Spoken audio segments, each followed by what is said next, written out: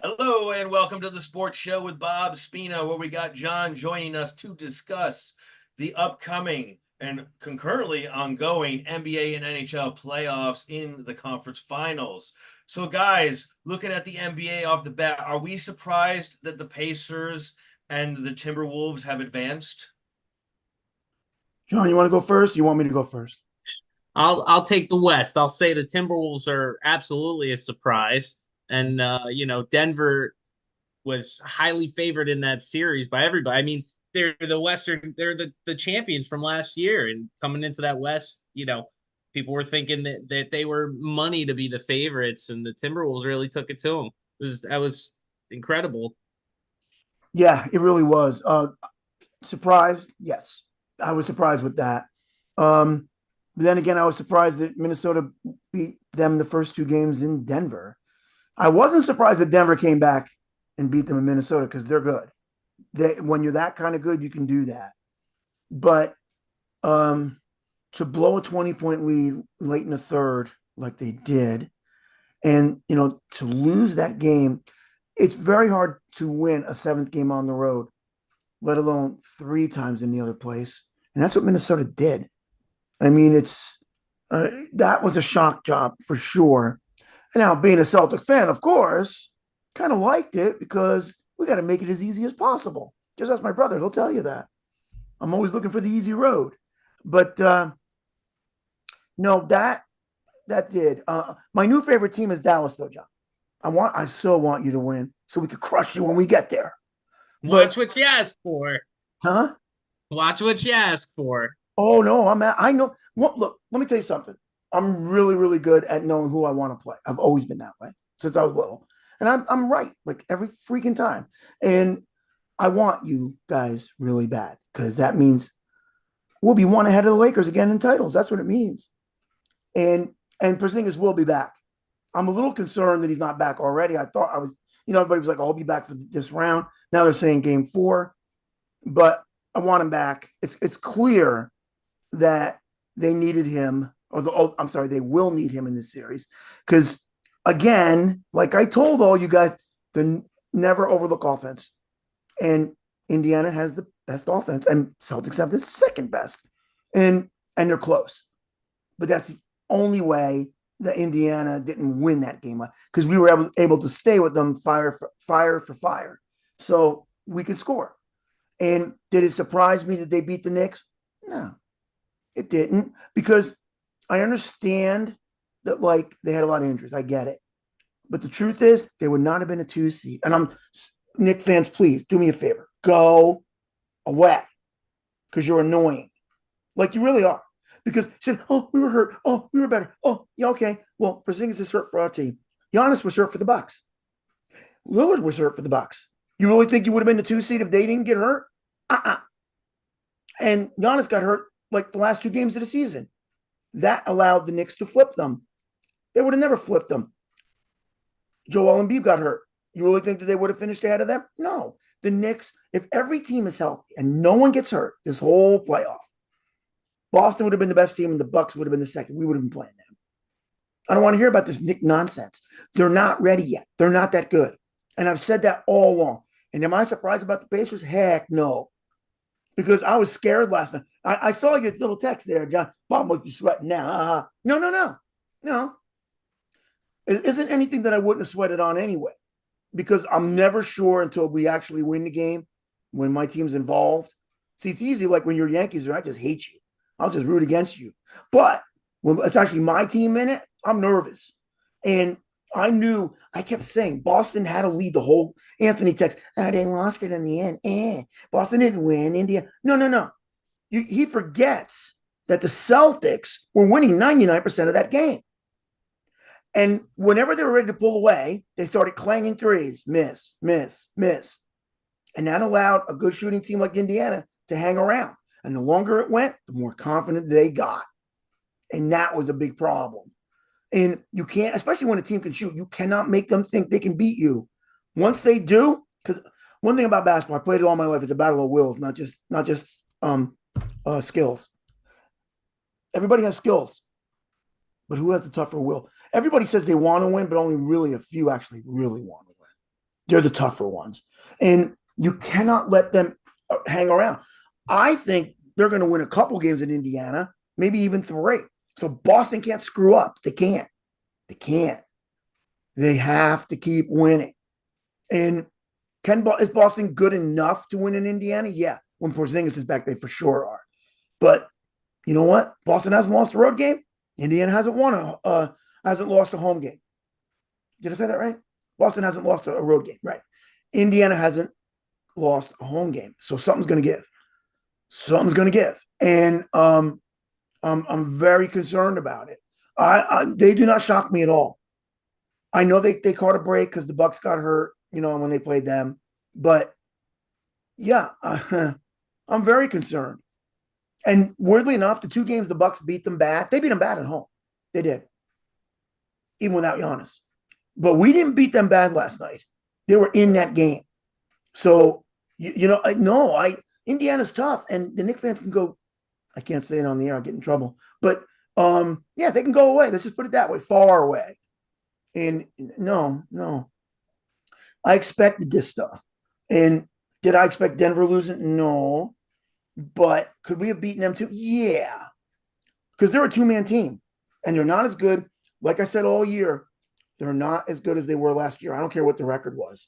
You could see it just by the way they're playing. And they showed it by going out there and choking that game away. So, question for you. Hey, So Herb, there is chokes. I saw it the other night, just for the record. So I got a question for you guys. So I mentioned the one day, and I don't know if you noticed in this last Celtics Pacers game, but the Pacers don't really have a go-to guy when they need a bucket. They don't have that star power to get them over the hump when they need to. And we saw Jaylen Brown hit that, game tire, and then Tatum pretty much took over in the overtime.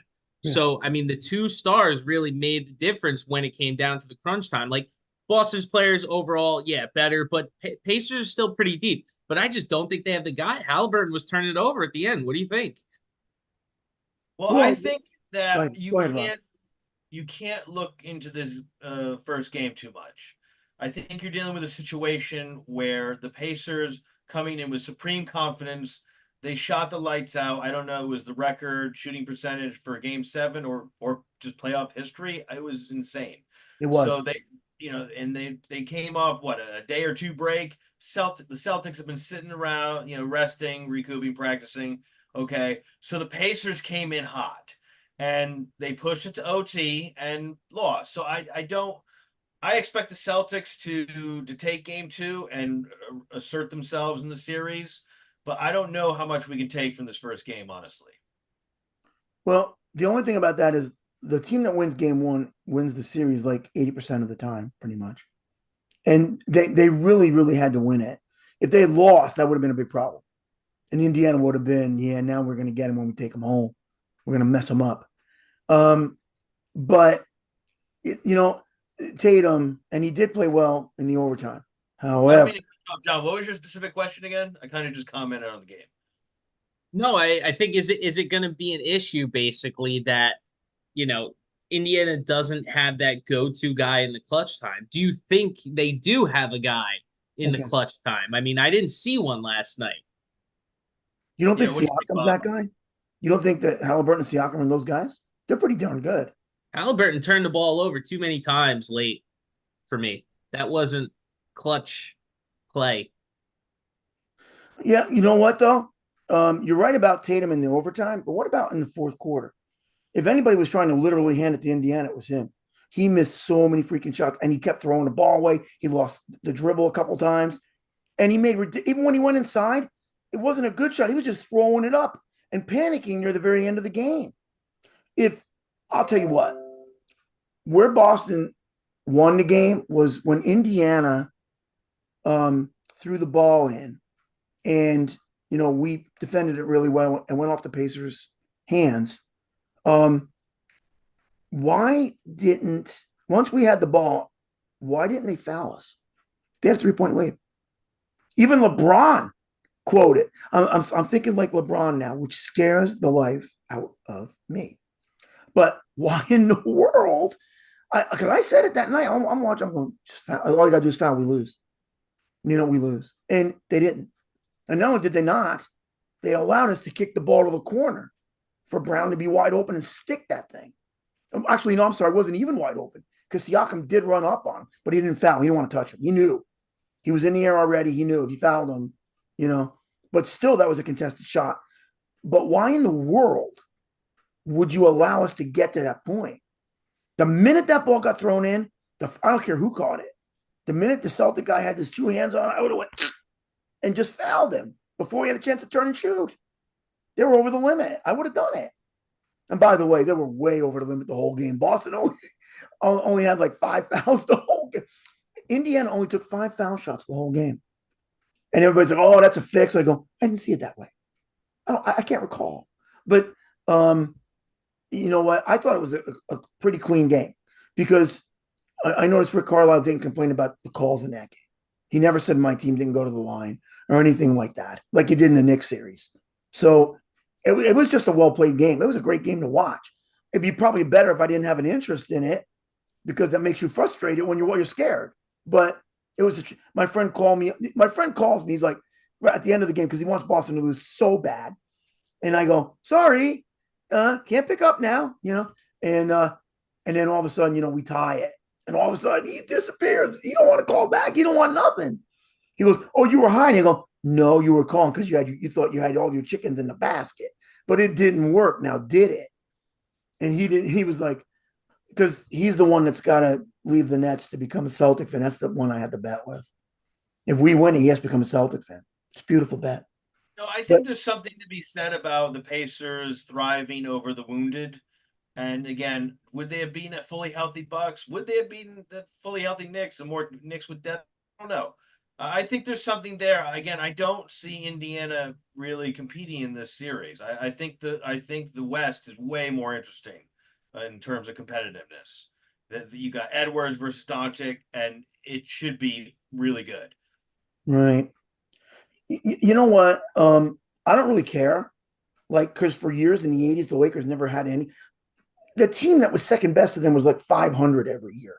Boston had to go through all the tough ones. Philly, Detroit, eventually Chicago. No, I don't want to hear it. Jordan was in the league at the time. He was young, but he was in it. And, and the Lakers, you just to walk to the finals because no one was that good. So this time, okay, we're walking to the finals. That's fine. I'll take it. I don't care. And speaking of the West, John, what's your take on the Mavs? How are you feeling about the Mavs T-Wolves matchup? Well, we've lost the game one of both series so far. And as Bob mentioned before, the team to win the series usually is the game one winner, like 80 whatever percent of the time, well, close to 90% of the time. So what the Mavs are doing is pretty incredible so far. I mean, they're mostly a two-man game, but they are playing together on defense, and guys are stepping up. Derek Lively is like the only rookie left I was reading, in the playoffs, like really the big time rookie that's left. And I love Jason Kidd as a coach. I think that they have their hands full with the Timberwolves, the most they've had out of everybody so far. The team's looking scary right now because even when they're down, they're not out. So, as you can see by the 20-point deficit away, they're going to win their away games. And, but I know Bob's counting them out. Bob rather play in Dallas, but, I watch what you wish for because Doncic is, in my opinion, right now, he is the best player left. And that speaks volumes. Is the best player left. I mean, Jokic was the best player in the world, and he won it last year. And he had the same supporting cast, and that same supporting cast couldn't come through this year, and he still got his numbers. But as long as Doncic's team around him and Kyrie with the clutch shots, he's done it time after time. I think they're scarier than you think, Bob. And Boston hasn't been tested to that degree yet. They haven't seen a team as competitive as those West teams, I believe. I say one thing to that. Weak. No, I'm not buying. Because you know what? You're a two-man team, John. We're a whole team. We're way better. Way better. And I'm not afraid of you. I know Lucas stinks on defense, by the way. I actually watched him really close the last couple of rounds. He's slow to the ball. He's slow to react. He's terrible. I don't care if he was defensive player of the year or made all defensive team. Yeah, somebody liked him because you know what? He's not that good. He joked about it too. I heard he jokes. He goes, "Yeah, my great D." No, he's really not that good. And great offensive player though, no doubt about that. And Kyrie's a little, yeah, he's tough, but not in Boston. We scare him right out of the building. He misses everything. We did when he was with the Nets. We swept him 4-0, and he couldn't make a basket. And I'm not worried about him. Minnesota, I'm a little more worried about because they have some players. They're bigger, but Towns is a baby. I mean, he's so soft. Somebody buy that guy a teddy bear. He's a joke. I mean, he's got no heart. And Gobert, come on, that guy shouldn't. He would not even be in the NBA when I was a kid. He wouldn't be good enough. I mean, he ranks right there with Jason Williams. With the Nets back then. Nice defensive player, but garbage player overall. And I look at those guys and go, "Are you kidding me?" How'd this guy get in? Well, they got in the league because there's so many teams now and so many spots to fill, and this league is not that good anymore. The people around me were saying the same thing that I was, and three of them really weren't even that big a kind of a fan. They were just like, "Why is Boston taking so many threes?" Why? I go, "Because that's the way of the game, and it's stupid. It's the wrong way because it's a new way." I know it's a new way, but it doesn't mean it's the right way. It's not. I go, you got to play basketball. I go, you think these guys are skilled? I can take a three with my bad back and make it because I was a good shooter. I definitely could. I mean, these guys, that's not skilled. Players in the past were skilled. These guys are a joke. It's that simple. And Tatum, if he blew one more shot, I would have walked to Boston just to choke him. He almost cost us that game. And I mean, that ridiculous pass, Cornette's trying to set him a pick because he picked up the ball and he never waited for him to roll. He was standing, he tried to give it to him, and he gave it right to the Pacers. The guy ran down, laid the ball in. When the game was on the line, at the end of the game, I go, "What the heck are you doing?" If I didn't know any better, I'd say he was on the take for Indiana. It was unbelievable. Then again, but nobody's going to remember that. They're only going to remember the overtime shot when they're up one and he had to hit it. He finally hit a three. Finally. And then you're going to. Why it's a good thing they didn't break them up when we, I mean, so we've talked about that before, not trusting Tatum fully to lead this team by himself, putting the team on his shoulders and taking them to the promised land. But with Jaylen Brown there to get that shot at the end there to push it to overtime, I mean, they have a chance. He's the clutch guy at the end. I think ball should be in his hands, if anybody. Right. I do too. A matter of fact, that a couple of times this year that actually happened. We lost to Indiana one time because we refused to give him the ball, and Tatum just kept shooting. We ended up losing in overtime, 133 to 131, and we were winning most of that game. It was in Indiana, but Tatum had to be the big shot. Meanwhile, like Brown had like 50 that night, and they just totally forgot about him down the stretch, which was insane. And Tatum, he's got to learn to trust his teammates, and he's got to be a little more tough and skilled because sometimes he's just not mentally there. And he needs to change that. He needs to work on that. But he's going around telling everybody how great he is. Anybody that does that, I have no respect for. Like I always say, you're trying to tell me you're great. You're trying to tell you're great because it seems like you're not sure. Guys think he's so hyped up. I don't understand it. He's very hyped. Yeah. You know what? Just shut up and play ball. The players of the past would have never done that. And I mean, not recent past, but a little more back. They wouldn't have done it. And just go out there and let you play. You think Bird ever did that? No. He was just tough. He went out there and kicked your ass. He would laugh at you on the court and go, "You ain't that good." And he'd tell you right to your face. He would tell you where he's going to make the game-winning shot, and then he'd make it all the time, not just once. So, it's let your play do your talking. And then you want to talk trash after that? Okay. I'm not all for that either, but okay, they're going to do it. So, well, I'll tell you this. I saw the betting note that I have for that series is Jaylen Brown has hit the over on points every single game against the Pacers this year, including the regular season as well as the playoffs. Interesting. So he's the guy when it comes to being able to beat the Pacers, it seems like it's on him. I know I have no problem putting it on him because the man has actually learned how to play basketball. Since from the, you got to remember, he came to the Celtics when he was 18 years old. His 19th birthday didn't even come yet, and his upside was learning, what he should have been learning in college. I think everybody should go 4 years, but he figured it out. He was taking threes in the beginning. He'll still take them from time to time, as we saw the other night. But watch him go. When he gets that ball, he ain't screwing around. He's going right down the lane or right down the middle. That's exactly what he does. And he figured it out. Hey, he's a chess player, like I told you, and he's smart. So he figured it out. Tatum is just like, I'm good, brother. I love you, brother. I'm great. Okay. And I like Tatum. He is good. I'm not saying he's not. But you know what? The other night I said, my whole team has to have 25 points tonight, each one of them, to keep Indiana down, because Indiana is that kind of good.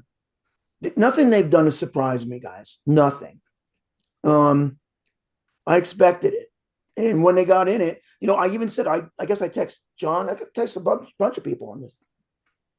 There was an article I read just before the Knicks got eliminated that said Boston would be better off playing the Knicks because Indiana's, not only are they healthy, but they could score like crazy, and they're big. The Knicks weren't big, so they're not big, and every point that was on that article was 100% correct. And and one more thing about that, I understand with the Knicks too, because they're talking about all these injuries. Well, think about the 4 wins Indiana had. 3 of those 4, they annihilated them. In game 4, they were up by 40 at one point. In game 3, they won by 39 or 29, whatever it was, 28, whatever it was.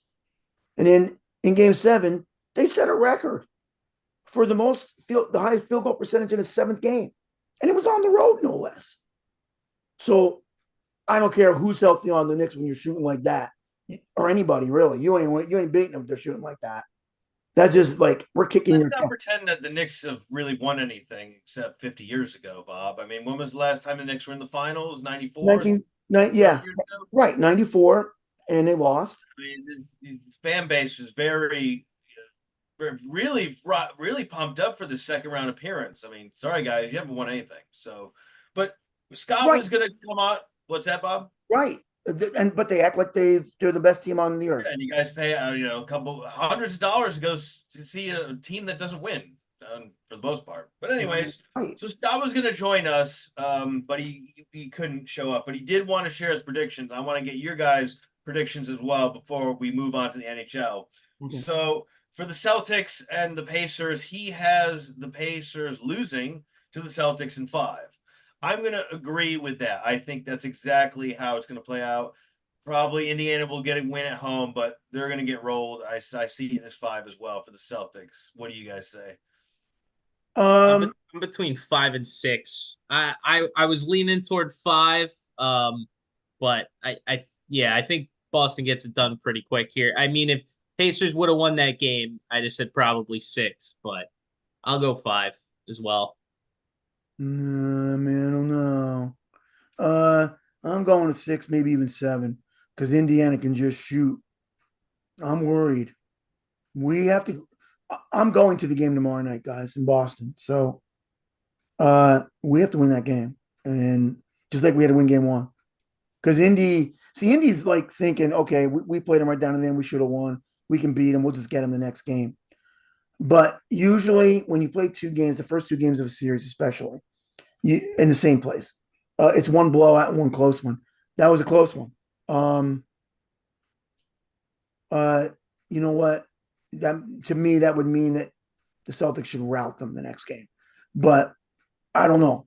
There always is a close one and the close one is the one the road team has to win. Indy didn't last night. So, but I've always a good example. Game 3 and 4, right? Indy and the Knicks. Game 3 was tight, and it came down to a lucky shot. But game 4 was a destruction. Indy killed them, and it's always been that way. Even when I was a kid, it's never really changed. So, yeah, that's what I think. Tony said he's trying to get on, but he can't get his iPad to work. He just texted.